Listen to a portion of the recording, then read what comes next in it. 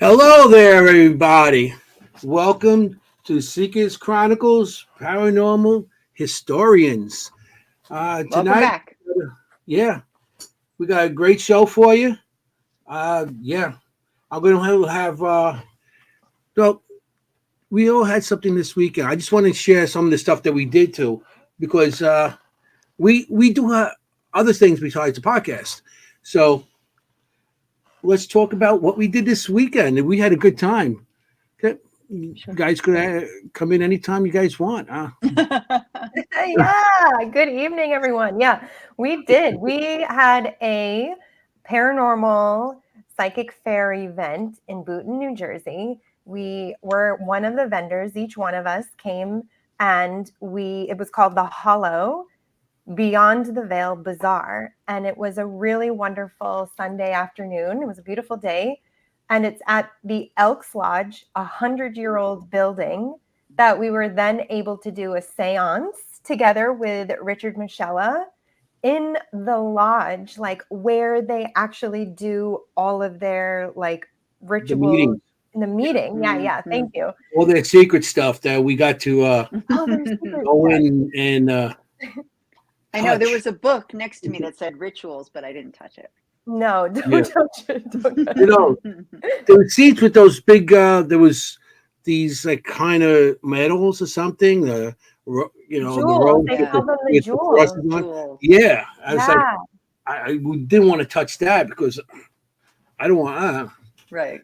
I feel if you're going to touch, you're going to evaporate or something. There are a lot of rules. Yeah. We learned A lot of we rules. learned a Learn lot those. about the elks, about the rules, about the Yes, we guards did. outside the door, inside the door. A lot of things we learned. Yeah, And a lot of things I wouldn't we share had with some us great too. people. Yeah. And we A lot were of things I giving wouldn't share. lectures. Kim gave a Mhm. lecture, Anthony gave a lecture, and Well, they were excellent. People really enjoyed them. I with guess me and I Jennie. helped you give a lecture, yes. Yes, we did it together. Um, So we had a good and, time. and we did. It was really good. It was the first annual, so we love supporting new events, Hmm. Yep. Yeah. So new places. Everyone who watches this show knows we love new places. yeah, we had our friends there, Richard Michella and Shout Bobby out. Gallo. Yes. Two awesome people. I mean, they had their. Richard invited us into actually when he was giving his lecture. He invited us to be part of it. So that was awesome. To be part of that. It Yeah, makes so sense. fine. We're always Yeah, together. and I met Nine Lives Paranormal. Yes. Yes.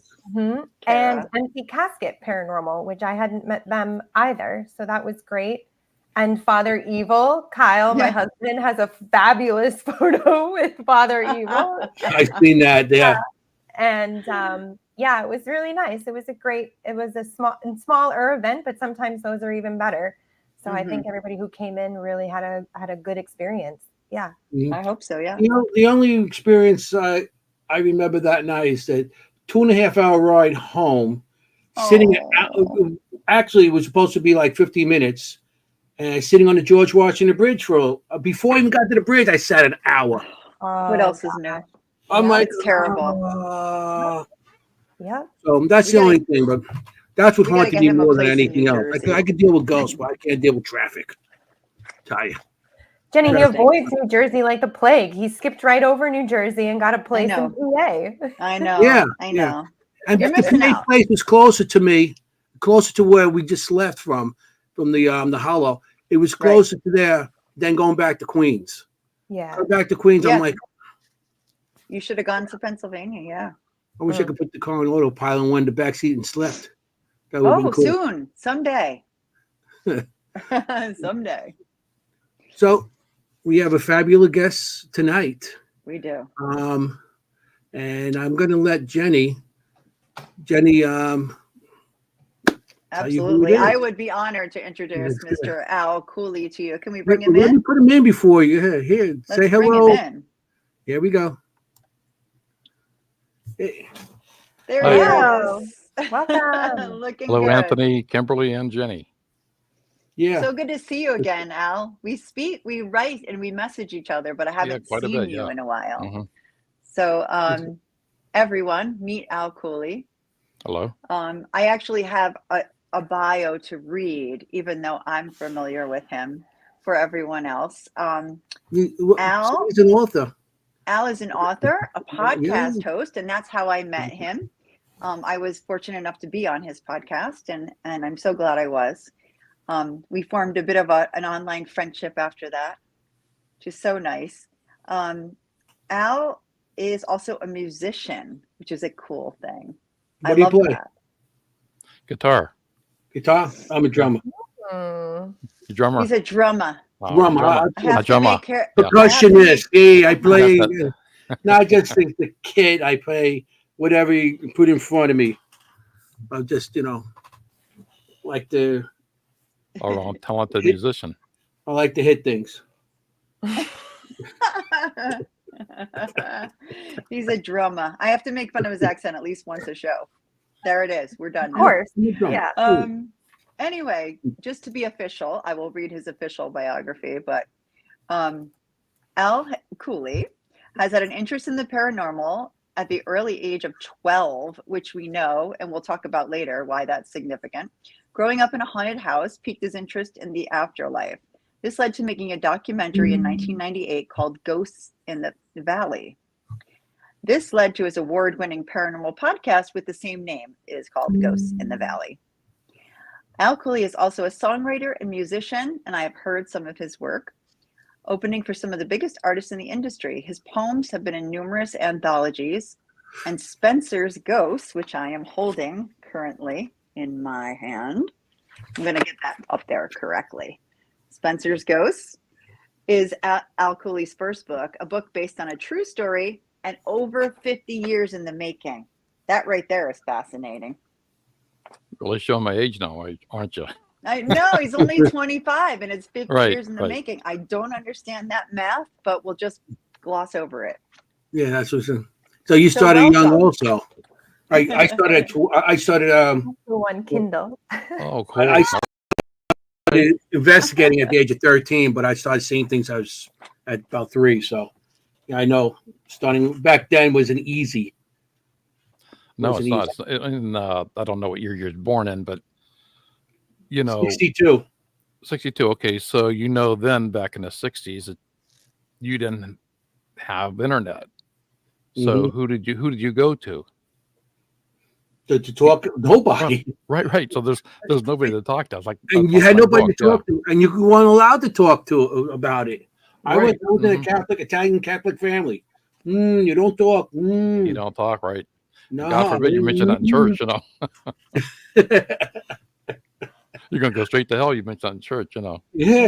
Yeah. So it's growing up 12 years old, I never believed in ghosts or spirits or any of that, Mm-hmm. But it's when you move into a house, you're reading a book, that's, that first chapter, that opens up the whole thing, because that was my first experience. That was my first time, Right. So that's so strange that just suddenly like that, you pull up to a house and you see an apparition in the window, the ghost girl, as you call her, in the window. And to explain, his book is actually based on your true life experiences, correct? So correct, right. Well, there's a couple of things in there because it is a fiction book, but I would say 80% is 100% dead on. Even my wife, when she's reading a book, like, did this happen? Did that really happen? I'm like, yes, it did. The parts of probably you think it did happen, didn't happen. The parts that you think that didn't happen, did happen. So, it's, I don't know. I've been wanting to write this book for a long time. And I kept thinking, I've had a couple, that's why it's called Spencer's Ghost, The Guardian. A lot of people pass over the guardian part, but the guardian is like, I felt like I have a guardian angel because not just once, not just in a book. It's happened numerous times, and even in the book and outside of that book. So I just say the guardian, because I don't know how far you got into the book or. I'm done. Oh, okay. Because there's a chapter in there about me being. I'm not yet. Okay. But there's parts in there where I'm shot at, And me and my friends, and how we survived that is a freaking miracle. I mean, because I remember right before that shooting, that's when we seen that shadow figure move in front of us. And not just me, but my two friends that were in the garage with me, so we all witnessed it, and so, it's just so one thing after another, growing up during those 4 years. It starts out when I was 12 years old. Right. I think I stopped when I was 16. We moved out, I was 16. And speaking of not being able to talk about it, I mean, your mother not only doesn't believe you in the book. No. Lee's mother, I should say, it's about Lee Spencer. Yeah. Lee's mother did not believe Lee. Lee's mother did not believe him. Not only didn't believe him, but punished him. Punished me for talking about ghosts. I mean, you're talking crazy. You're embarrassing me. Good Anthony. No, I relate. Right. So, I mean, I thank God I had my Grandma Pearl in the book, because she was my number one. And that's not true, man. I mean, I think back on that, and she was the one I could go to and sit down and tell her anything and not be labeled crazy. Thank goodness.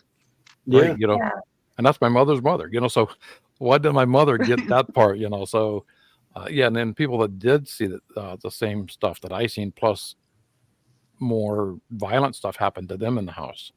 So if they went to my mother and says, "You've got to get out of here before somebody gets hurt or killed," so she would just come back on me saying, "I'm feeding these people a bunch of nonsense," and and so it's always my fault. So if I would say, "No, don't say nothing to her," because it seemed like I was reading that book back. I was like, I think I was grounded like half my life, So what was the first experience that you experienced? At 12, you experienced it? What was the very first experience?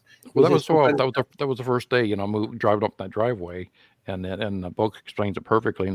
With the pouring down rain, it was a picture setting, with the rain, the thunderstorm, the lightning, and you're looking at my dad smoking in the car. Well, he becomes my dad, because my mom's boyfriend at the start out, and the car was filled up with smoke, from I'm trying to get the window down to a little bit so I can breathe. And it was through that window I could actually see her in the upper front window of the house. Way I was sitting, I would probably be the only one who could see her. And when I said that, my mom was like, because they were just there the night before and they locked up and nobody's been there since then. So how could she be in that house? And I mean, I can understand her point of view. Now you can. I can now, right? So when I went up the stairs, because keep in mind it's an old home, wooden floors. There's nothing in the bedrooms, plaster walls, And so when you talk, you hear that echo, kind of like bounces off the walls. Sure. So I just went like hello, with like an echo, and just as it's playing around, because I love that sound, like I was in the Alps, especially being a musician, you love that in the background, that ambience sound, and when you play. So when she answered back, she answered back with that echo, and I'm thinking, okay, my sister came up the steps, because she's about the same age as me, and I turned around and I would look in each room, there's nobody come up the stairs with me, so I said again hello. She answered back again hello. I'm like, okay. So I went downstairs and I didn't want to say nothing again, because I just got chewed out in the car for making up something, So Tommy in the book, he told me to go downstairs and change the light bulb. Well, I'm thinking to myself, great, I'm down in this dark basement and I'm already scared, Yeah. I'm falling off. I'm changing the light bulb, and I remember falling straight back. And the hand grabbed both, two hands grabbed one on my thigh and upper part that keep me from falling. So I thought Tommy came downstairs, and I said, well, thanks, Tom. I looked down, there's nobody down there. No one there. Yeah. So that's when I ran like crazy up this thing. That's all day one. So day one. If that gives anybody like a whole setup of how the rest of the days go, that's day one in this house. Exactly. And nothing before that. And then day one is everything you can imagine. Right. Can you imagine? I'm 12 years old. So I'm like, I would love to. No, it's went to speak at a few conferences and uh, places I've been to. People ask me that same question. Didn't anybody, you know, else see what you seen?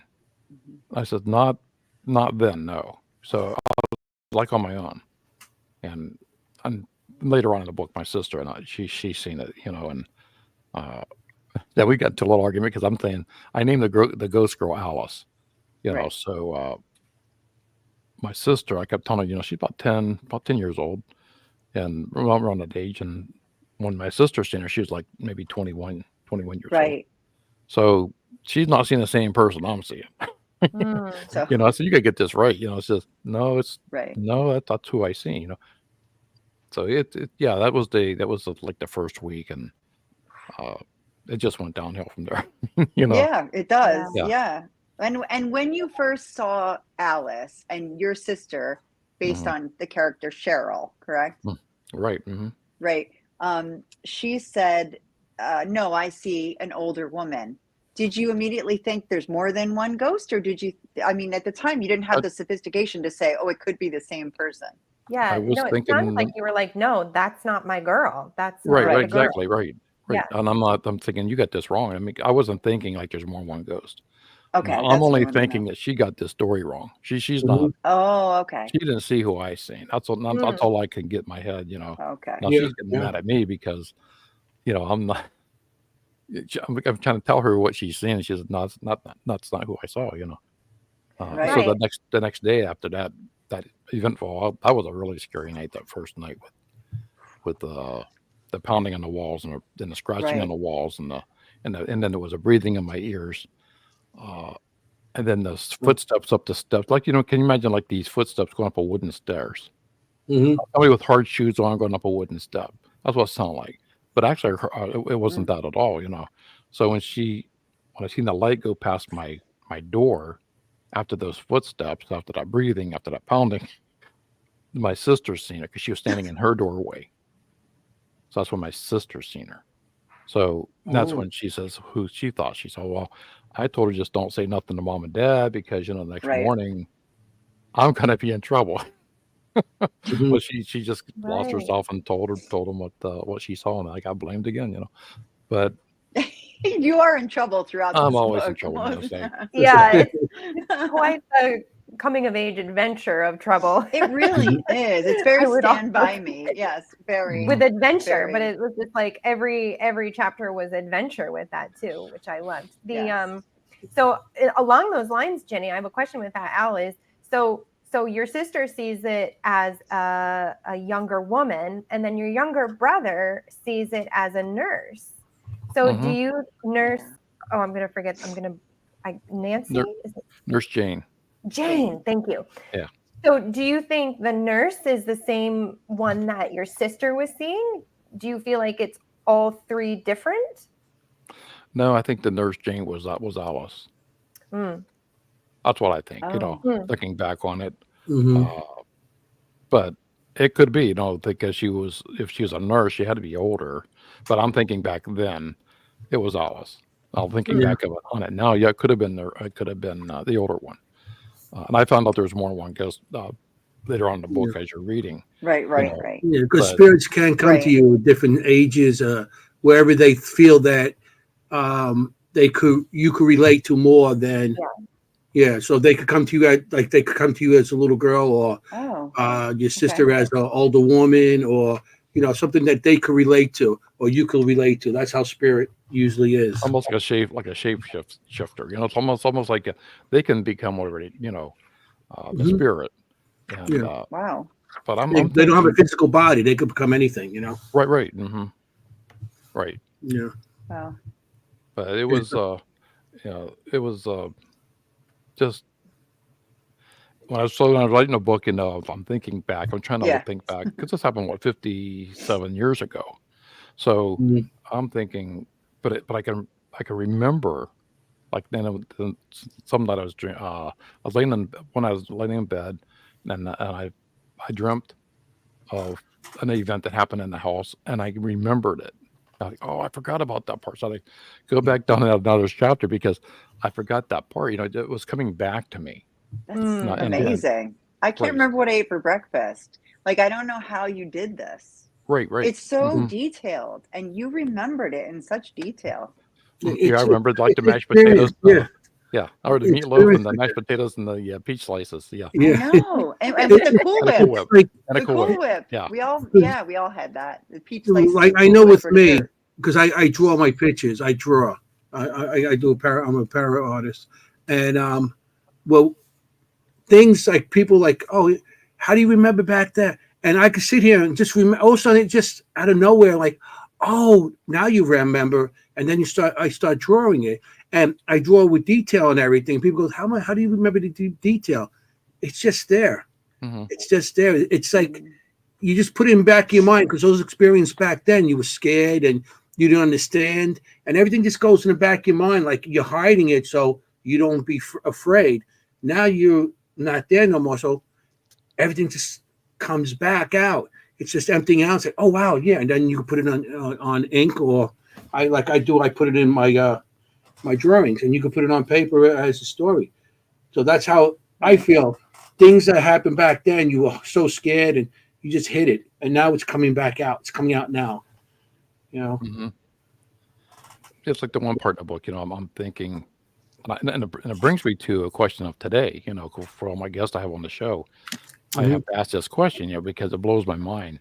When we jumped the train and we were going to, not far from my house, we were just going to go like 25 miles.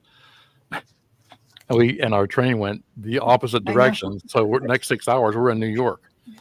So Oh, but we got off the train. And Here, you're in also, Ohio. We should tell everyone. Yeah. I left in For Ohio. those, yeah. And it was we're going to go to Kent State. We had the Kent State riots in 1970. it's in trains. We used to do the same thing. Right. So I'm heading back to we went back to New York. We went the other way, and when we jumped off the train, we come across Boxcar. What are you calling Boxcar? Boxcar. Boxcar Baxter, Billy Baxter. So he was an older guy, an older black guy, and I'm looking at him, and he looked like a train conductor, and long story short, well, after we went into a straight train station, the terminal, when we're getting chewed out because they think we're a bunch of thieves and stuff, and we're just some messed up kids that got on the wrong train, Yeah. But It's a great story. I was It was an adventure. well, the lady was sitting at helping us out and waiting because the other kid's dad had come. Keep in mind, he had to drive 6 hours to get from here to 6 New hours. York to pick us up. So, Somebody was very pissed. he's really so. This lady, 6 she's hours like, to get angrier. right. So she says, and they got mad at us. I kept bringing up Billy Baxter, Boxcar. And they says, what's up with this Boxcar? Because Boxcar died 30 years ago. Oh Right. wow! So when the lady brought out the picture of Boxcar was hanging on her wall, she said, "Is this the guy?" And I says, "Yeah, that's him, but not that young, So if he died when he was like 30 years old, he would have been 60 when I seen him, which what he looked like. So one of two things here: either he didn't die, and he didn't hang out. How's he hang out in a train yard for 30 years? I mean, He faked his own death. And nobody Right. knows. And he has a family. he has a family, and I'm thinking, this is all of us, That's three wow. guys that there were thinking, three kids thinking that was the Boxcar that died. He looked just like him, only older. So my question, a lot of my guesses, do you think a ghost can age? Because usually when a ghost dies, if a person dies, Yes. they're dying at that age, and that's how that spirit usually. And when you go do investigations, and you're looking for that person, like Lizzie Borden, you're looking for somebody at that same age. Oh, as she. interesting. Yeah, what age he left off at? So how does he get old? Yeah. Right. So as a medium, I definitely connect with people sometimes at the age they would be now Oh. instead of Okay. the age that they've passed. These really? are like one-on-one mediumship sessions. I often find it with younger individuals. So people who have died younger, or even in their older, they can choose to do this. So it's their own like spirit choice, is they can choose to show up as an older age or younger. It's my experience, and many mediums have that experience as well. The other thing too Really? on that is my own grandmother, when she comes through for mediumship readings, so say somebody's doing a reading for me, she always shows up younger. Always. And she picks this very specific age around the 1940s, 1950s, around the time of World War II. And she always shows herself in this. I think for her, it was just her glory time, really. And that's how she chooses to show up. But like the rest of the evidence matches up with my grandmother. Like I can understand all of this information you're bringing forward, but just not the age, how she's appearing. So yes, in my experience, I do believe they can show up as different ages than when they pass. I think it's less common, but they can. Yeah. I'm glad you said that, because you're only I had like no one idea. one of probably 50 or 60 people I talked to says no. But but I'm thinking to myself, this guy looks just like that picture. I mean, I know it's him because they said when he died in the train yard back in 1930 that all they found was his boot with his foot in it.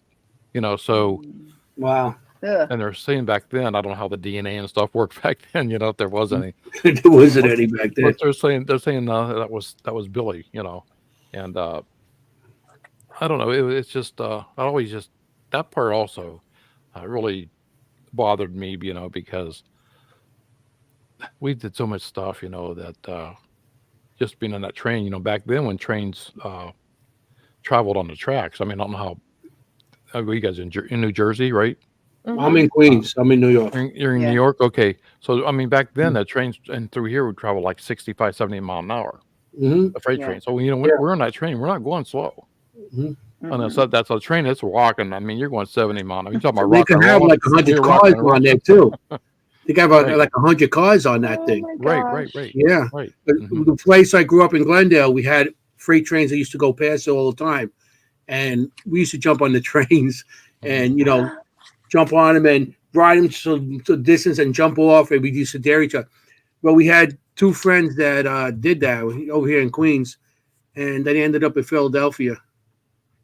And their parents weren't too happy. Yeah, their parents weren't too happy. It's so dangerous. It is a dangerous, jumping on that train of all of our the one buddy. Excuse me, his dad worked at that train yard, so. He knew he had the itinerary for where we were going. So, but he didn't really check it out. We're going to Kent. You went to Kent. You went to Kent. Right. Yeah. Oh, wow. Wrong way. Yeah. No. So that shit just don't happen, But what is that phone call like? I'm 6 hours away in New York. Can you come get me?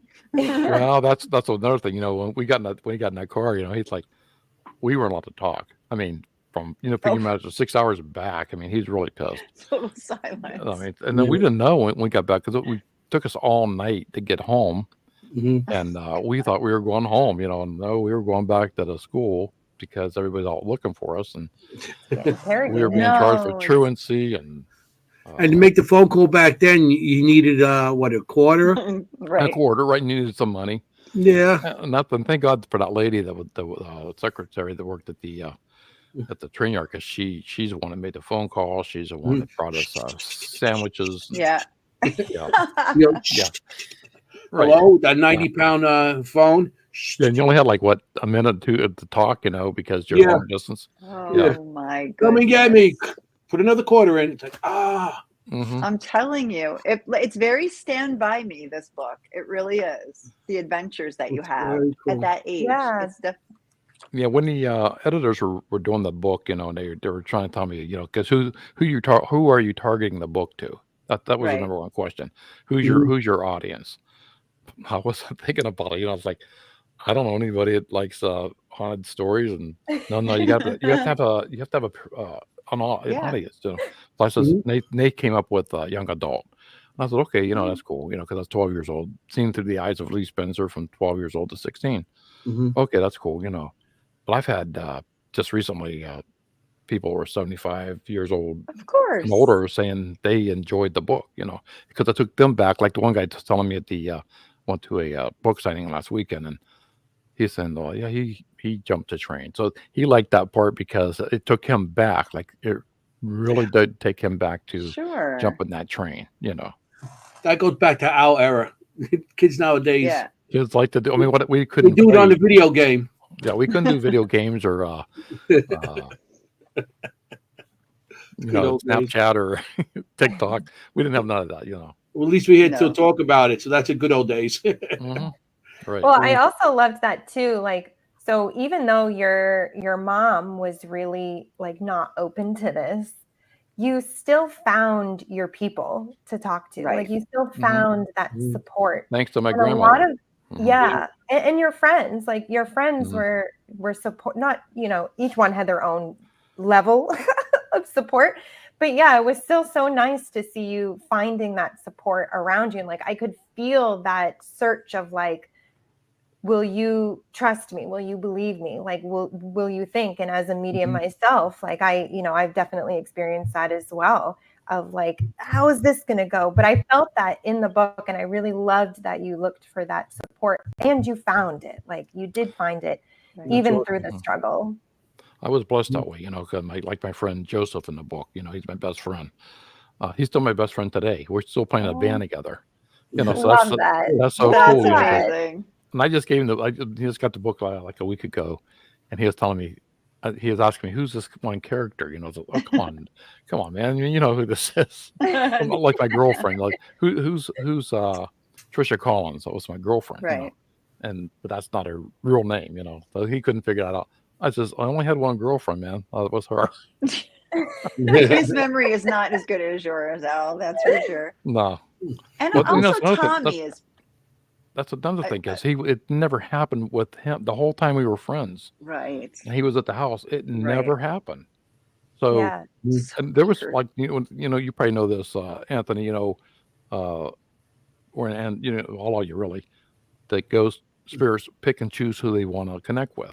Oh yes, Sure. yes. Mhm. So I've always said this before. If you go into a paranormal investigation, you can sit there all night and not get nothing.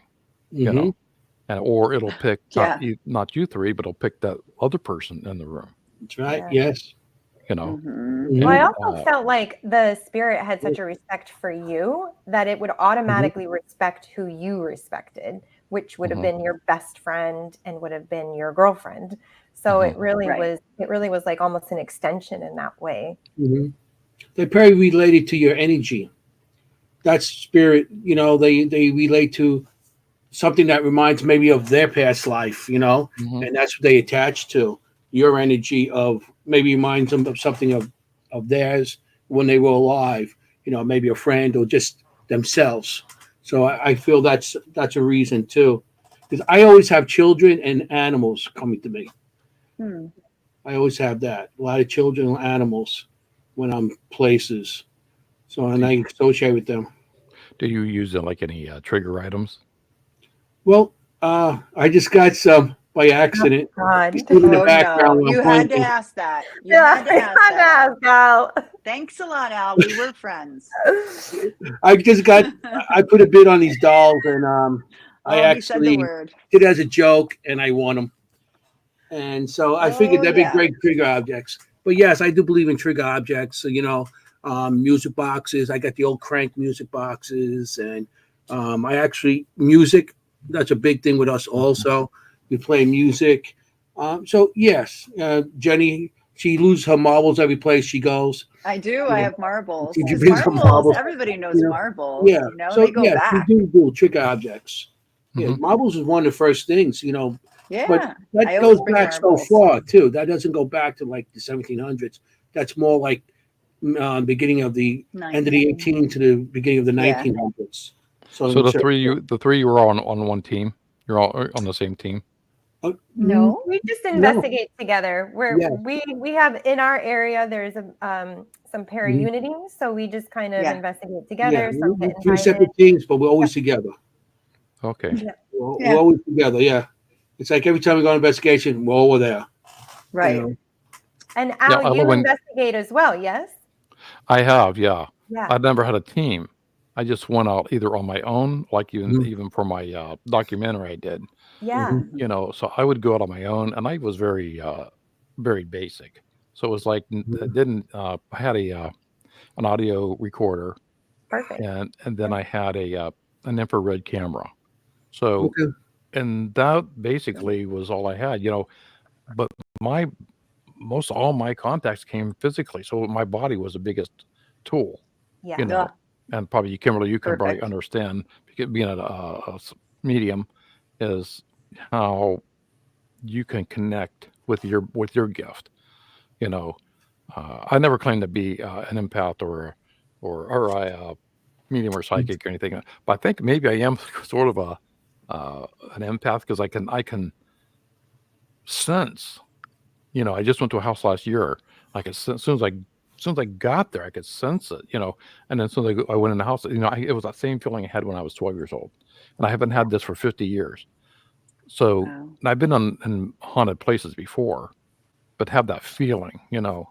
Uh, and then, you know, as yourself, you know, most of those places you go as you investigate, probably 9 times out of 10 or a little less is it's not haunted. You know, it's something else. So you want to rule out everything to make sure it's not an entity. You know, Mhm. Now especially he's speaking my language. I'm not Debunking. and not a everybody wants to use that word demon. You know, and it's just Not really here. it's either a pissed off spirit Mhm. or ornery or just you know Yeah. what's it be Misunderstood. Very right. Right. misunderstood. Mm-hmm. Mhm. Well, Exactly. sometimes So you go I'll say locations that Al have like, too. I definitely experience the physical stuff. And one thing, I don't know if you've done this too, as you begin to kind of explore how you're beginning to experience this, is I always carry an EMF meter with me Mm-hmm. every time I walk around a location. And sure, it's to look to see, but I actually use it for myself. So if I start to feel something on my body, a response, a tingle, pain, coolness, whatever, I'll bring my meter over, and it's really just for me. Well, it's not really just for me. It is evidence, but it's helped me a ton tuning into how my body responds when I'm moving through the energy shifts. And Interesting. that's really, you see me always carrying it around, and it's really just Always. to confirm. Yeah. Yeah. So I don't know if you've tried That's that as you're exploring how you're experiencing it. yeah, I've done that with Kim. I've done that with a psychic with the my thermal camera, Mm. and it was weird because when she felt something coming, she was red, and she felt something coming. You could actually see the blue coming over Ah, and going around her, and Yeah. she was reading the person, and I was at one of the Paracoms upstate, and I was sitting there at my table. And I just aimed it at her what she was reading, and it was like weird how the woman that she was reading in front of her, a blue came up over the and went over the wow. psychic, and the psychic started telling her stuff, and I thought that Mm. was the coolest thing. And I did have a video of it, but I don't have it no more because that was so long ago.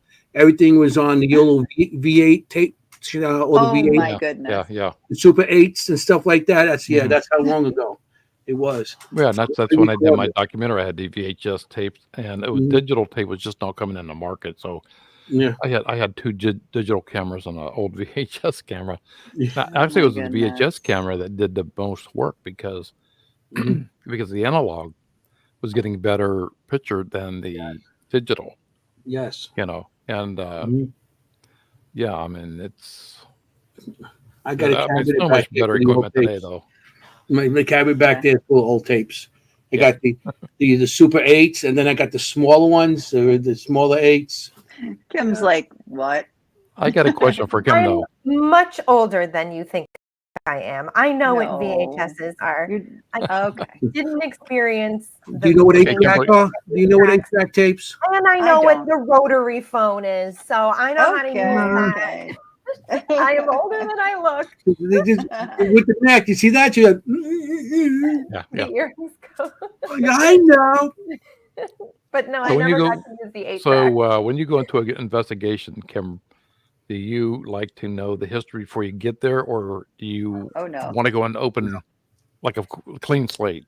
Clean. I prefer to go in like a clean slate, which is it's hard to do, because you're walking into a building and you can already see a lot. So is it a really clean slate? Not fully, but I try not to read any signs. I try not to know any information about the location, which is kind of a shame because everybody gets the awesome history tour right when they walk into the building. And I really want to go on the really cool history tour, but I don't want to because I want to try and give myself the most, non-biased reading. And then I try and go on the history tour after, or do all my history reading after. Yeah. Yeah. Right. Even like the pictures you sent, we gave to her, but she didn't know what the pictures were from and everything. We let her read it, and then we'll make information on it, whatever. Right. So she has no Right. idea what was sent to her, and she does all the readings. She's awesome. So yeah, she read a couple of your pictures tonight, or the location. So Yeah. Right. And she'll record it. Right, exactly. So she'll record her reading, and then we'll tell her what's going on, who's the guest, and what it's about. So it's recorded. Just look the location and finds out where But you go. Kind of fun. Enough, Al. My first paranormal experience, I don't know why I'm doing the pen, but for my first paranormal experience, right? Like, I'm get this out of here. Al. Yeah. Well, I resonated so much with this book. Why? Because my first paranormal experience was in a house, obviously, but I repeatedly had these paranormal experiences in this person's house, and nobody in the family believed me. Everybody knew I was having these experiences, night terrors, footsteps, and I've never had any experiences before that until I got to this house. And it was my experience in this house that actually opened up my subsequent mediumship psychic abilities. So I didn't know if your connection has continued, or if you really feel like it was just your connection to that house. I don't know. It's like, is it the connection to the house? Is it connection to the ground? Because even to this day, even though the house is no longer there, and I'm only like 15 miles away. So if I travel past that area, which I have recently, I still get the chills. I mean, because it's so there, and I've had a medium there to go there, and she senses something there, so a spirit there, but she can't say who it is, or but she senses something there. Now, I just did a investigation last year. I went to a person's house who wanted to be on my show, but he didn't want to do any like the Zoom or anything. He wanted me there to do it in person, and he wanted me to see his house. I said, okay, cool. That house was extremely haunted. But my thinking was, and I think I said this before in a couple of the shows, that they set this house down on burial grounds. So, because the house was built in like the late 1700s. So they moved this house with a team of horses on a bunch of logs up to the location it was at. They put it in like the early 1800s. So when he was plowing his garden in his field, he came up with a bunch of Indian artifacts. Wow. So my thinking is that they placed this house on burial grounds because he came up with all this stuff, and he sees like a skinwalker type of thing running at certain nights, run down the tree line. Well, while I was there, I haven't had that feeling, honestly, and I've had a few when I did my documentary, but this was really disturbing. I had to go outside because I got nauseated. My cell phone cracked in 4 even spots. With everything turned upside down. I seen a shadow figure there, and I haven't seen one in 50 years. So it was kind of, and I do a protection prayer when I leave, when I enter, and then before I leave. That's just my thing, So Yes. so yeah, I don't know about the house. The house burnt down. I'm doing research right now for my other book I'm going to do. So I want to get more history on the house, like who was in this house. Because when we left there, the landlord told my parents that there was a young girl that died in the house. Yeah. Which my mother thinks this guy's totally crazy. She still doesn't believe. Right. So Right. so Oh, that's my funny. She still doesn't. no, when she died, she still was a non-believer. I just Wow. but that's okay. I've always said this.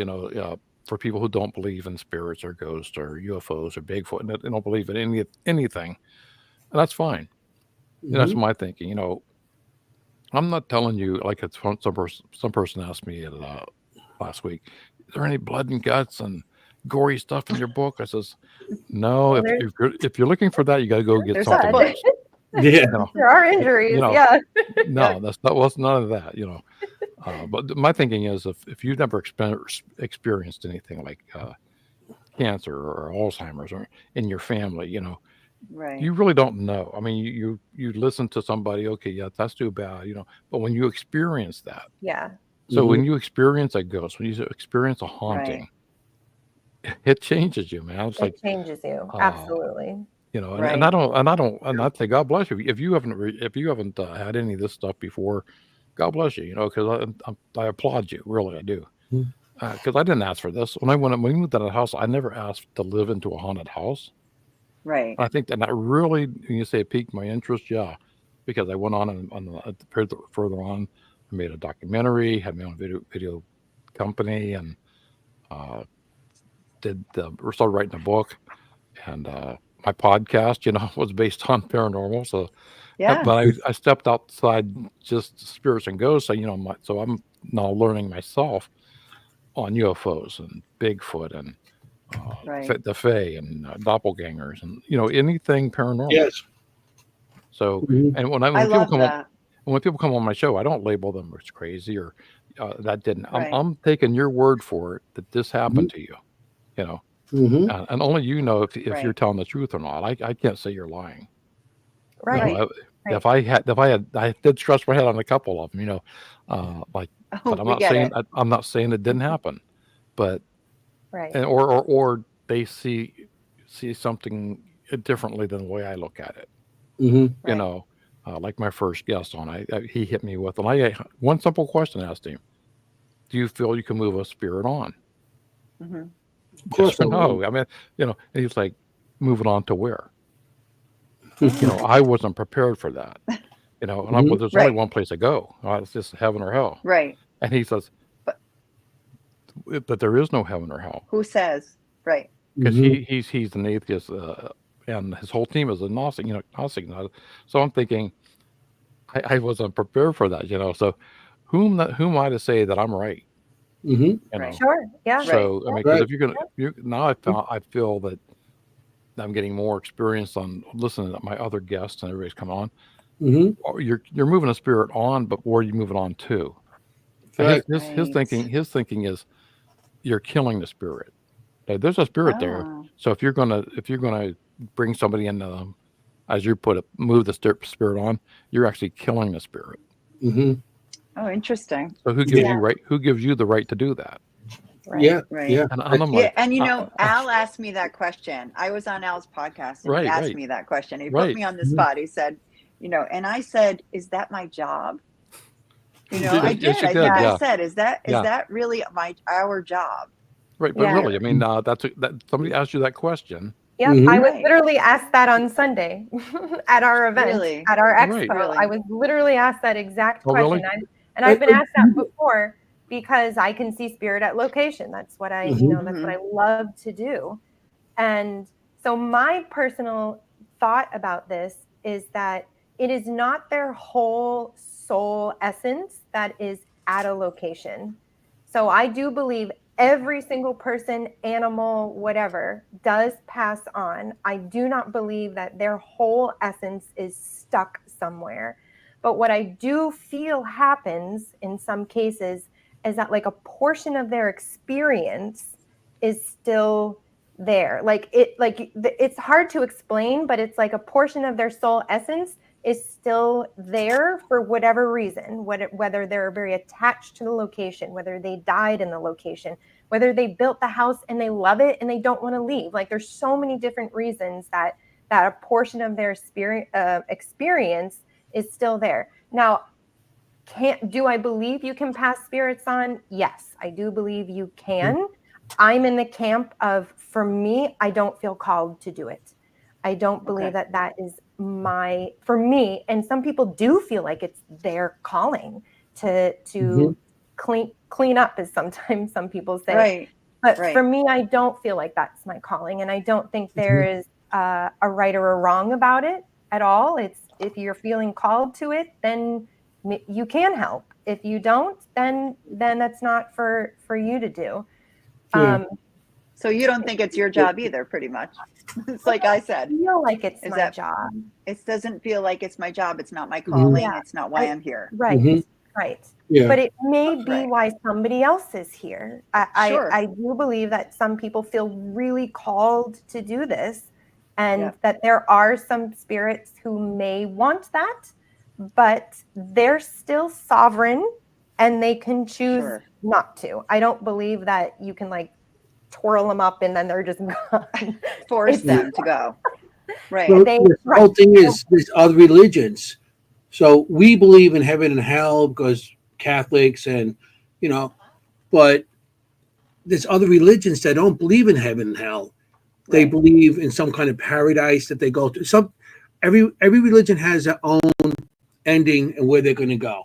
All right. So as a Catholic, and we're going to go cross somebody over, or we're going to cross them over. But how about if the person's not Catholic? Right. Where are you crossing them to? Yeah. Plus, you're Catholic. I mean, you have purgatory. So purgatory. That's what. Purgatory. That sense of you're still here. I mean, and how long does purgatory last? That's right. So there's different. I had Bishop Long on my show, and he had mentioned about. I had a question like, I always thought the Catholics didn't believe in cremation, and he says, no, that's not true. I mean, you can cremate, but make sure you have all the ashes together. Oh. And I don't separate it. Yes. In other words, you don't give your brother to have your mom's ashes in his necklace, and your sister has some, and you give the other some to the other brother. If she's scattered all over the place, I mean, it's kind of. I don't want me to make a joke out of it, but it kind of makes sense, because I was in Erie, the Erie Cemetery in Erie, PA, and I had this question like. If the cemetery is founded in 1850, okay, but you have headstones there that are 1825. So where did these come from? It was founded in 1850. It was not there. So I could tell you something about that. Reinterred a lot of times. They move them from right. They move them. And if you didn't bring the whole, like say Uncle Chester's whole body, he's missing a finger, or a foot, or a hand. Yeah, I got you. Or a foot. And according to a lot of these people that work the grounds crew at the cemetery, I was talking to one of them. He said that most of the sites that are active are the sites that they moved the other body in. Interesting. Yes. Yeah. So that's really true. Yeah, that's a myth. I mean, people tell me all the time. I grew up, and they know, I grew up around 9 cemeteries as a kid. And, the cemeteries that were back then were built because in Manhattan, they made a law that they had to exhume all these bodies and put them somewhere else because they couldn't have them in their backyards no more, and the only ones could have them were the churchyards. So, all these bodies were exhumed. So this activity, and as they brought it over back in the 1800s, they brought them on from Manhattan. They had to bring them wagon and carriage. So all the bodies are bouncing around on the wagons, being horse and carriage, and then they had to put them on boats to send them over to Queens, and then they had them on horse and carriage again and get to. So by the time it got there, it was wooden bones scattered all over these carriages. So they used to make mass graves and just take the tombstones and put them there. The cemetery right by my house is like that. And they used to put the tombstones there. And now you got a pile of bones that are buried, and then you got all these tombstones all over. So I find cemeteries active. I like I said, I grew up in them. I used to see spirits in them all the time, and I have a lot of people say, "Well, that's where the body rests. They're not even with the body no more." Nah. I find that a lot of these churches, like these old churches, that Mhm. you can bury the body on the church grounds. Uh, and I found those to be kind of active because if you have a person that's buried in, say they want to be buried up underneath a maple tree, well then Mhm. somebody that's Yeah. a prominent member of that church got the money and they're like this high up in the church, Hmm. well they want to be buried there. Mhm. So I found that Oh yeah. sometimes they either put the body on top of the other body because they're so long. They're Mhm. finding out now statistically, a lot of your family members don't go to the cemetery after 20 years. Yeah. So and now it's even less. Even just checked it this morning. It's like more like 10 to 15 years. Oh. Yeah. Uh, so a lot of these cemeteries that they just let you see that's overgrown. There's nobody's been there. Nobody's visiting. Mm. So Mhm. in Germany, they're doing stuff now where they lease the ground, they lease the spot, they Woof. lease it, so Hmm. they can move it. I mean, if nobody's gonna Lease. be coming there, I mean, you're gonna be put on top of that person. Not So recommended. right, No. right, right. I found out that I take that stuff serious. I mean, I do. Mhm. The more I've been investigating this stuff, and especially these old churches that have the grave, they call it a graveyard on the church property. And Mhm. Hmm. like my family in Alabama, the Coolies in Alabama, they got spots up on, how they buried their family on, if you got 200 acres, 100, you're buried up yonder past that hill. Mhm. And I remember as a kid, Mhm. seeing that, going up and seeing my grandfather's uh, cemetery graveyard, and I'm like, there was no. I mean, there was. You didn't get buried in a public cemetery, so it Right. was either you're buried at the church, you're buried at home. I'm sure they Mhm. had little Right. graveyards for if you want to go in there, but it usually costs you money. You can bury yourself, you bury somebody else right on the family yard. And Right. back then Yeah. things were Well, uh, different. a little different, Oh right? yeah, Right. for Yeah, a lot sure. different. A lot less laws with resuming with put burying bodies and stuff like that, and movement Right. of bodies, and so yeah, a lot of different laws now with moving bodies. You know, Sure. you know Sure. that's it's easy. That's why today a lot of people getting cremated because it's easier to you know get cremated and put on a shelf somewhere. I You went to know. one last year. It was a green burial, and I'd never seen that before. Right. So that was Mhm. different for me. So Mm. you're Mhm. going back like the way the Amish bury. The Hmm. uh, Mm. just in a cotton shroud Mhm. or nothing or a Mhm. pine box, something that. And I like the green burial sites because you're giving back to the earth. You know, Right, Mhm. Sure. and I think right. the Indians had it right all along. I was Hmm. just waiting to bring them in. I Yeah. was Yeah, too. yeah. Yeah. Exactly. Well, cemeteries and burials have been a ritual and a sacred Mhm. space for thousands of years. And though that kind of tradition and association with an event or the space and the land and that kind of memory train with all of that is very powerful. And it's not really recognized as in that way all the time.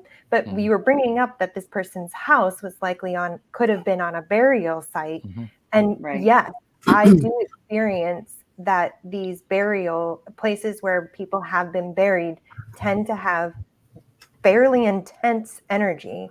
And it's not energy that you can just go in and just do a sage or any kind of prayer. I mean, they're with that land. So you remove the house, it doesn't matter, it's still there. I do find that burial places are very powerful. And Anthony, to what you were saying about like how you find cemeteries very active, I also find it's because again, it's an anchor point, right?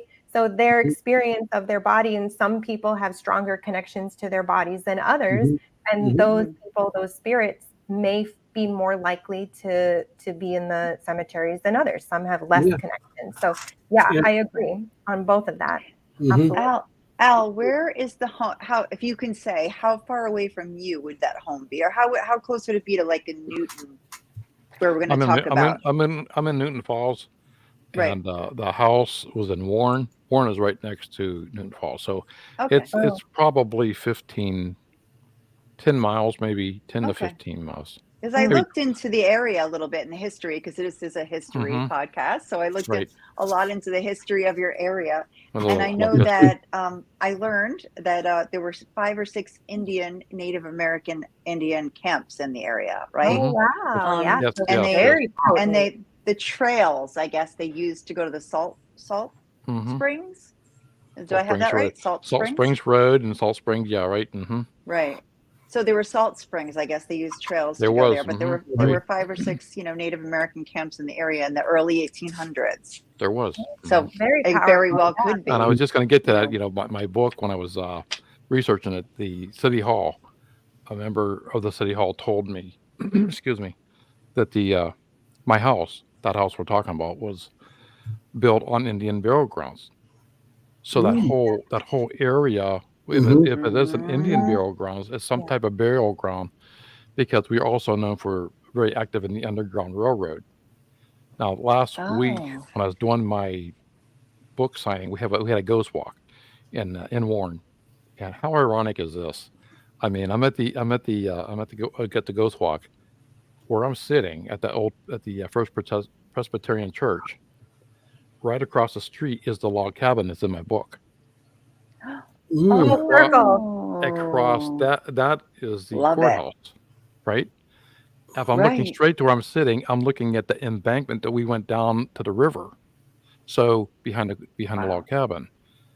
Now at that Presbyterian church, and a lot of people don't even know this. They lived in that city for their whole life. There's a tunnel that goes from that church underground to the river. Oh wow. And that's how they moved the slaves back in the 1800s. And Right. there was a lot of death in that area. Mm. So up the road a little bit, you could probably, I took one picture. It's a house with a kind of a yellow house next to it. It's not in the picture, but that's the city hall. The city hall was very, very active. All that land between there and the river is very active. If you go Right. up maybe 200 yards further up the road, there's a American Red Cross. And behind that is the Pioneer Cemetery. Now, to this day, the people that put on it was the Trumbull County Historical Society put the Ghost Walk on. Mhm. They partnered up with Youngstown State University, and they're now unearthing headstones and bodies in that cemetery that have been lost for all these years. Wow. So if they're not, like I said before, if you just don't go visit they just get overgrown, land Mhm. erosion. And they get lost, the cemetery, yes. Right. So they're bringing in this ground penetrating Radar. equipment, radar, to Mhm. try to find these headstones and give these people proper Wow. burial. Mhm. That just blew my mind last weekend. And I'm sitting there, I got a little bit teary-eyed. Like, 'Cause what's the I'm setting looking of at- your book, Al? This is it.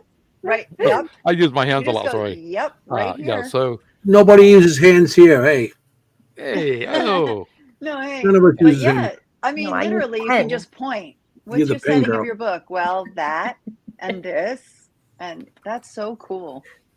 right. And I was looking at, I'm talking about the book, and she says, "What log cabin are you talking about?" And I says, "That one, that right one. there." That's Wow. But that log cabin's not the same log cabin from so cool. As a 19. matter of fact, that one. Mhm. But They you rebuilt the mentioned- log cabin. Yeah. you said a river about 15 times in your what you just said, and I really can't overlook water as such a thing that Mhm. people think is a Conductor, conduit, Yeah. for spirit energy and things Energy. like that. Right. How do you feel about that? Do you feel like it's, and we're going to talk about bridges, so it's a little bit of a segue. I believe. Well, let's get back to when I was a little boy. And we Right. went on vacation, and I think I might have told you this story before, Jenny. Whereas there was we came across a Indian little encampment, and they had stores, and they were selling trinkets and all. I remember I was like 8 years old. Mhm. And this old Indian was sitting on the front porch, and I kept watching him taking a spoon and just dropping his coffee into this tin mug. Yes. And I'm like, what are you doing, man? He says, I'm getting the evil spirits out of the coffee. Every living thing has a spirit, you know. Wow. Wait. And I do that to this day. I take I'm knocking my wife doing it. So he Taking takes out, a spoon and takes it out. Says, "I got the evil spirits out of my coffee." Right. So it's like it's just like the trees, the plants, It's the grass, interesting. the water. It's all energy. It's all spirit. It's Right. all and I think that's getting back to getting it right with the Indians is that's where we separate like spirituality from Christianity. Who's to say that my God's not the same as your God if you're a Muslim? I mean, who's to say that we don't have the same God, that we don't serve the same purpose? You know what I'm saying? Mm-hmm. So that really played something on me as a little kid, and then before I retired a few years ago, this old gentleman I work with, I was going through the shop and he was doing that with his coffee cup, taking us and doing I says, I know what you're doing. He says, Oh, no way. And he says, no, must you have been don't. shocked that you knew. Here he says that you're getting the evil spirits out of your. He says, who told you that? Some old Indian. I'm gonna have to do that. Al, I'm gonna have to do you that. send us now. some pictures of the Oh. some pictures of a drawbridge. I mean, Yes. Covered bridge, right? the covered bridge. You want us to tell the story about this? I know that you wanted to give us a location. Is this one of the locations that you have a lot of experience at, or so let's start showing the pictures? Let's go back to I don't know if it's sent a picture of the one in Hermitage, Pennsylvania. You That's what I sent did. 2 pictures, two This one different here. ones. We have I this got one. this. There's 2 different covered bridges. There's 2 That's different bridges, That's right? the same stage. That's the same bridge as the picture I sent you. Okay, because I don't know which bridge is which. Just show us. I'm sure Al can tell us. Okay, this is the I got the first That's thing. that's the The marker for the covered bridge. Okay, this is That's the covered bridge. That's from the marker. Mhm. That was built in 1831. That's in my town, Newton Falls, that I live in now. Right. Okay, so that's what you sent me. Yeah. Okay. Very good. Okay. Oh, good. Yeah. That's the one you sent Kim that she didn't know what that was about. Yeah. okay. Right. Here's another angle. Yeah, another angle, right? Right. And here's another angle. Right. Right. That I didn't get. Eight. I didn't get this picture. I got just the other 2. No, I didn't want to send you the sign. Very good. Yeah, that would Right. have given me way too much. Yeah. Is this a different Exactly. one? That's the same bridge. Same bridge. one.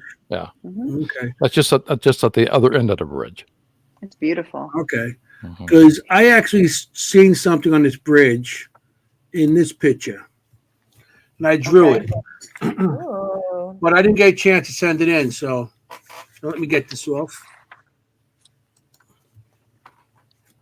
I seen a man, Oh, you drew it. like a 20s, walking a little black dog. I don't know how to say. He had a cowboy hat on. He has like muscular arms and a cut off sleeves and stuff. So I don't know. I never heard a story. I never heard a story about the little boy. Okay. But I know there's so many Okay. stories coming off. Keep in mind that bridge is 1831. So Right. Yeah. This guy looks more modern to me. mhm. He's walking a dog with a leash and everything, and So, Cool. like I said, I don't know anything about that. I Interesting. seen it in that one picture. This picture here. He was Okay. like walking across the bridge, and he was That's, like, that's a one-lane bridge. Yeah. So the cars have to honk their Right. horn coming through the other side. Yeah. okay. So I looked up a lot about the bridge. It's the second oldest covered bridge in the state and the only one with a covered crosswalk like that. You see off to Correct. the left side there, Oh. that covered. It's 117 feet long and it's a town lattice truss style. Right. And That- I guess there was a bridge there before, but they replaced it Right. with this bridge, right? Mhm. And in 1974, it was added to the National Register of Historic Places. Mm. That's Mhm. interesting. What's what's the stories with this bridge? Now, did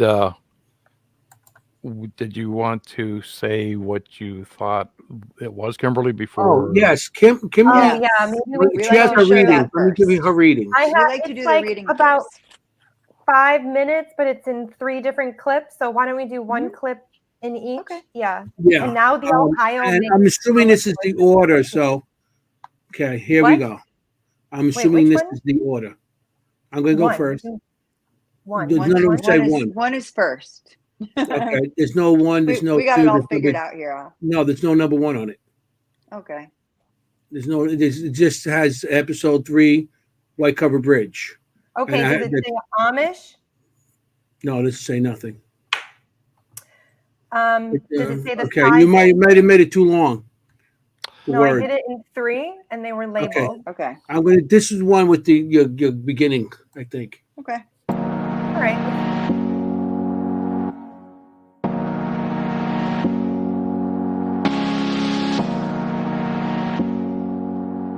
Okay, so we're doing another pre-reading here of a new location for this episode. And for our guest here, this is the picture. I was spent 2 different pictures. This is a white covered bridge here, a white bridge over water. I keep feeling some kind of connection to Connecticut.